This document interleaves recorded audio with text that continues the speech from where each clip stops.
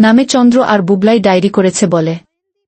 রেগে যায় কমলিনী, রেগে গিয়ে চন্দ্রকে ঠাসিয়ে চড় মারে। হ্যাঁ বন্ধুরা, এমনটাই দেখা যাবে। বিস্তারিত জানতে ভিডিওটিতে লাইক দিয়ে চ্যানেলটি সাবস্ক্রাইব করে দেখতে থাকো। নতুন পর্বে দেখা যাবে কমলিনী আর নতুন পুলিশের সাথে বাড়িতে চলে যায়। আর তারপর পুলিশ বাড়িতে গিয়ে বলে, এই যে নিন, আমাদের দায়িত্ব ছিল ওনাদেরকে খুঁজে বের করা আর বের করে আপনাদের কাছে পৌঁছে দেওয়া। তাই আমরা খুঁজে বের করেছি আর আপনাদের কাছে পৌঁছে দিয়েছি। আমাদের দায়িত্ব শেষ। আর তারপর দেখা যাবে যে কমলি বলে, আচ্ছা শুনি, কে ডায়েরি করেছে আমাদের নামে আর আমরা হারিয়ে গিয়েছি সেটাই বা কে বলেছে? আর তখন দেখা যাবে বুবলাই বলে, ছিমাছি একটা রাত পরপুরুষের সাথে কাটালে তারপরও বাড়িতে এসে এত বড় কথা বলছো। আর তখন বলে বুবলাই, মুখ সামনে কথা বলো, এখন কিন্তু আমি তোমার গায়ে হাত তুলতে বাধ্য হব। আর তারপর দেখা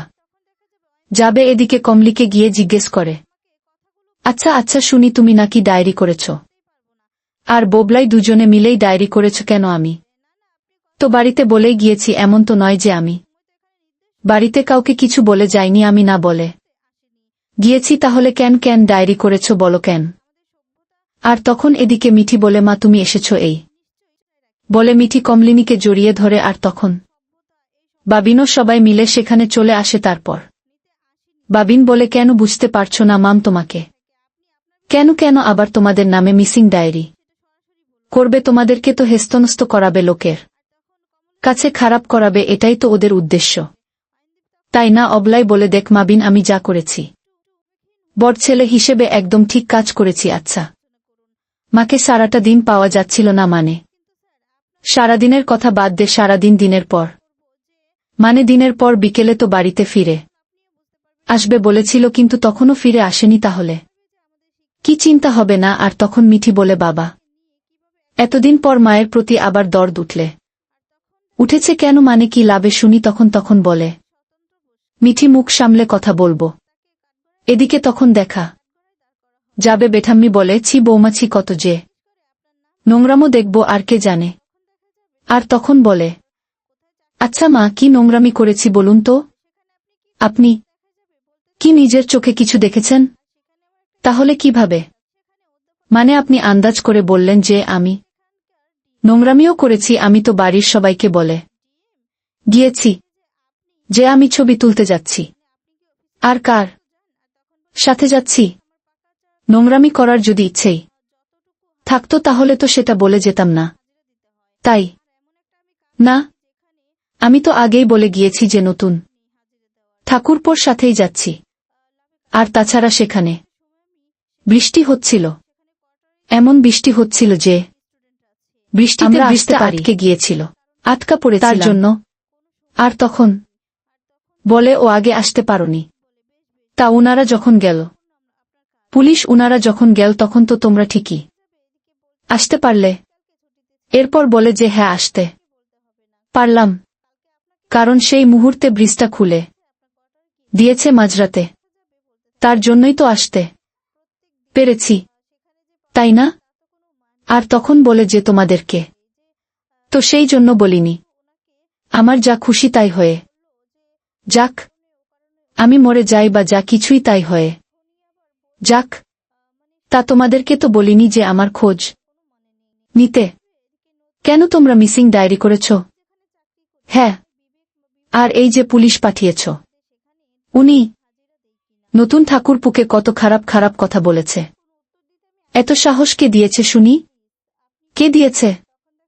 হ্যাঁ, তখন দেখা যাবে বুবলাই বলে, আচ্ছা মা, নতুন কাকুকে এ সমস্ত কথা শুনিয়েছে বলে তোমার মানে তোমার এত রাগ হচ্ছে কেন? তখন বলে, কেন রাগ হচ্ছে সেটা তুমি জানো না যে কেন রাগ হচ্ছে? হওয়ারই তো কথা, তাই না? যেই মানুষটা আমার জন্য উপকার করতে গিয়ে কথা শুনবে, তাহলে আমি জবাব দেব না, কে জবাব দিবে? হ্যাঁ, আমাদের জন্য তোমাদের জন্য কি কম করে বুঝতে পারছো যে আমি এই মানুষটা আর এই মানুষটাকে এত বলে? আচ্ছা তোমাদের শোনাচ্ছ, তোমাদেরকে লজ্জা বলতে একটু বাদলের দিনে কিছু নেই? তখন বলে, সত্যি কথা বললেই তো। বলে, কি দরকার লেগে যায় তাই না? জানো, তখন বলে, সত্যি দরকার ছিল আমার, মানে কি বলতে চাইছো তুমি? এরপর বলে, কি করতেই হবে। বলতে আর চাইছি এখানে তো মামি ছবি জমা সেটা না, দিতে তুমি হবে। খুব ভালো। আমাদের কম্পিটিশন আছে, সেটা খুব ভালো করেই জানো। তাহলে কেন বারবার এই সমস্ত কথা আমাকে অপদস্থ করার জন্য বলতো? আর তখন বলে মাম্মি, আমি যা বলেছি একদম ঠিক বলেছি। আসলে সেটা একটা অজুহাত, আর তার ও হাতে আপনিও একটু কাকুর সাথে ফষ্টি নষ্টি করতে পেরেছেন। আর তখন দেখা যায় কমলি রেগে যায় আর বলে, এমন কোনো কথা বলো না যে তোমার গায়ে আমার হাত তুলতে আবার বাধ্য হতে হবে। আর তখন বলে, আগেরবারের কথা নিশ্চয়ই ভুলে যাওনি? এরপর বলে যে, মাম্মি এবার হাত দিয়ে দেখোই না কি করি। এবার ও দিলে আগেরবারের চেয়ে কিন্তু কম কিছু হবে না। আর তখন দেখা যাবে বুবলাই বলে, আচ্ছা বসা, তুমি চুপ থাকো তো, চুপ থাকো, আমি কথা বলছি তো। আর তখন বলে, মাম্মি বসা যা বলেছে না, একদম ঠিক কথাই বলেছে। তোমার একদম উচিত হয়নি, বুঝতে পেরেছ? এরকম বয়সে কেউ এমনটা করে। আর তোমার কি লজ্জা শরম বলতে কিছুই নেই? যখন তখন পরপুরুষের সাথে যেখানে খুশি সেখানে যাচ্ছ, আবার বড় বড় কথা বলছে।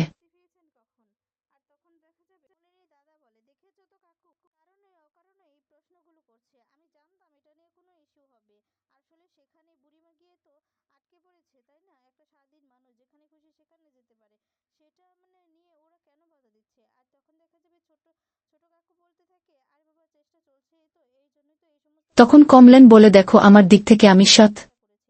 আমি জানি যে আমি কিছু অন্যায় করিনি। তাহলে তোমরা যদি সেটাকে খারাপ ইঙ্গিত ধরে নাও, খারাপ কথা ভেবে নাও, তাহলে তো আমার কিছু করার নেই। কিছু করার নেই। আমি কি বা করতে পারি বল? তোমাদের মুখ তো আর আমি আটকে ধরে রাখতে পারবো না। তখন দেখা যাবে।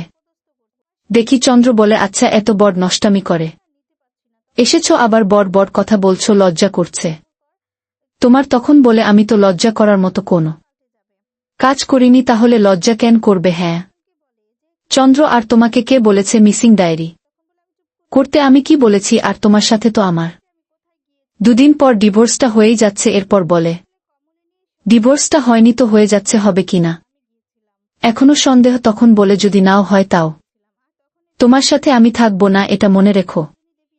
তোমার সাথে থাকতে আমি রাজি নই। আর বলে যে, তোমাদেরকে না চাইলে এখনই বাড়ি থেকে বের করে দিতে পারি। এদিকে নতুন বলে, আচ্ছা তোকে এত বড় সাহস কে দিয়েছে বলতো? কে দিয়েছে?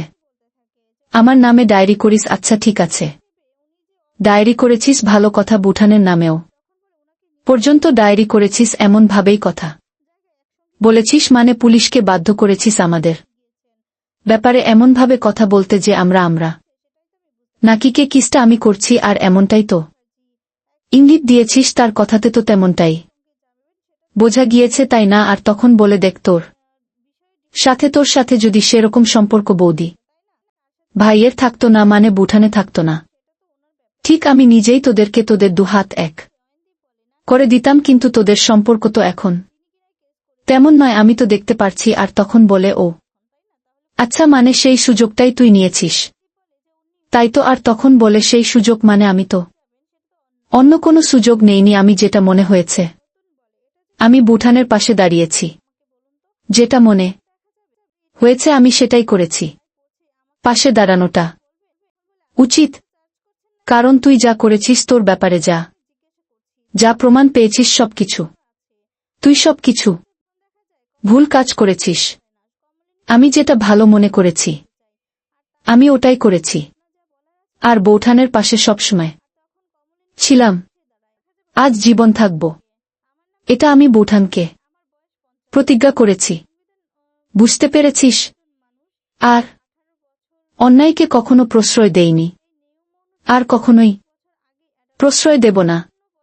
আর তারপর দেখা যাবে, বলতে থাকে কোনটা অন্যায়।